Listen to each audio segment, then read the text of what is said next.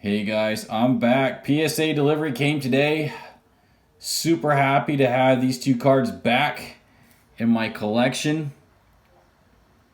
68 Nolan rookie and a 52 Bowman Mickey Mantle. If you guys have followed this channel, then you're familiar with the story that I did buy these at a garage sale. A guy had one card out there, was kind of see if he could get interest in people that collected cards because he's trying to move some stuff. I just happened to be at this garage sale. I said I might be that guy.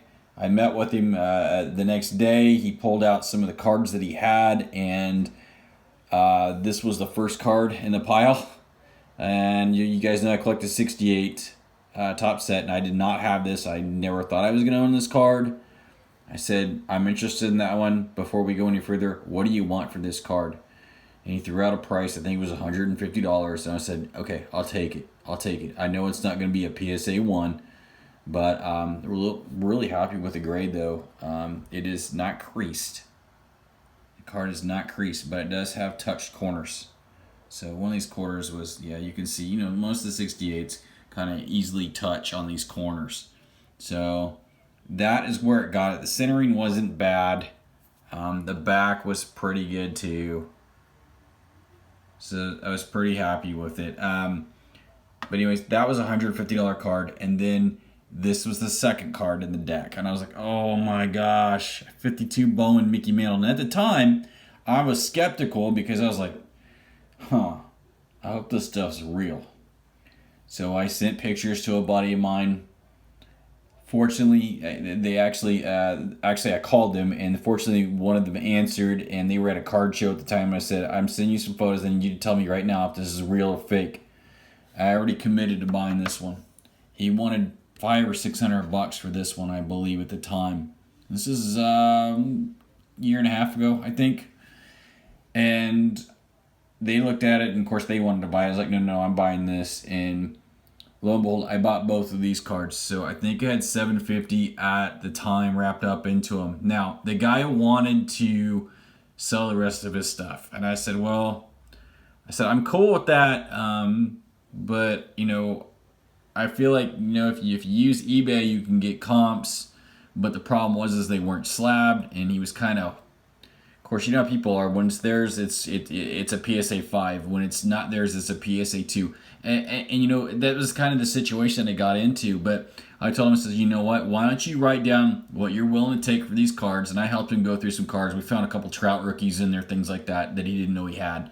And I said, you can come set up at my booth at the next card show, and I'll just charge you a commission fee for anything that you sell. I said, I'll cover the booth space, all that. No, there's nothing. If you don't sell anything, you're not out anything. I said, but if you're high on pricing, don't plan on selling anything. Well, he sold quite a bit. So my cost into these two cards right now is like $350.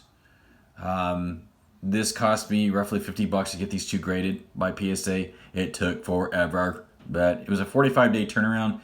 Supposed to be, and I think it took probably 3 or 4 times that. It was a long time. I think I sent these in to PSA prior to the COVID thing really hitting. So we're talking March, 6 months ago, at least 6 months ago. But anyways, I want to tell you, if you got these types of cards, you might look at the pricing. This stuff is ridiculous. This graded as a 1.5. I was extremely happy to have a 1.5 on this card because you can see the top crease up there. You can see there's a crease right down the middle. And there's another one right, get the angle, sorry, something's coming up. There's another crease right there as well. They are front and back. So when I saw this card originally, I knew it had problems. I was okay with that. At the time, I underpaid what this card was worth. I think it was $800 at the time as a PSA 1 to 2. That's kind of where it was kind of floating.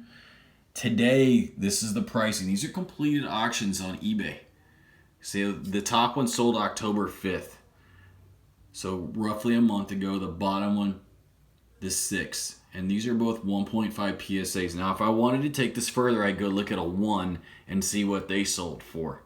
So I think I did all right on that. Now, I went ahead and took it a step further. The Nolan Ryan.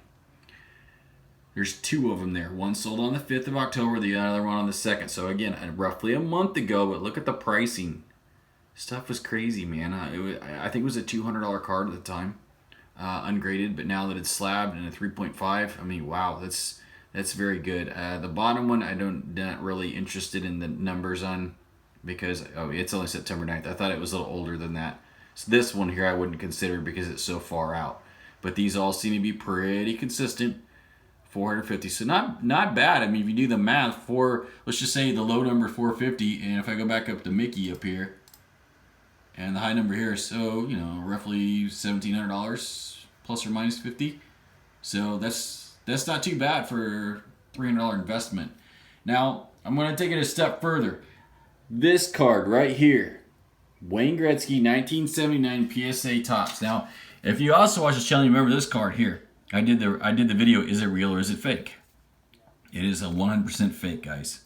I even had another guy look at it today just to confirm, because the only thing that threw me off was, why would somebody keep this roached crease Wayne Gretzky card if it was fake? And this is the Topps version, so no, it does not have the mark on it, guys.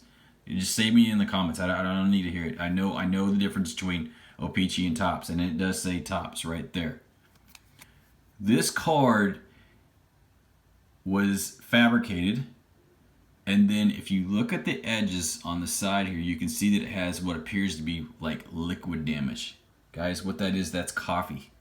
What they did on these cards is they would darken them up by putting them in coffee, storing them in coffee, and just give them that aged look. And this card, not a bad fake. I didn't know at the time I bought it. Of course, it was under the nastiest screw down holder I ever seen in my life, which makes it really hard to see it. I only paid like $20 for this, but I got some other stuff with it. I'm not too worried about it. But this card at that time was a $100 card in PSA 1. That's why I was considering sending this one in. But I made the video because it's like, I don't want to be that joker that's sending a fake card to PSA to get slabbed and they reject it, going, idiot, trying to run one by me. I don't want that. So I did my verification. But look, this card was $100 in PSA. This is what, and that was over 2 years ago. It was 2.5 years ago. This is what these cards go for today. $521. Now, this is really early, August 21st, 2020.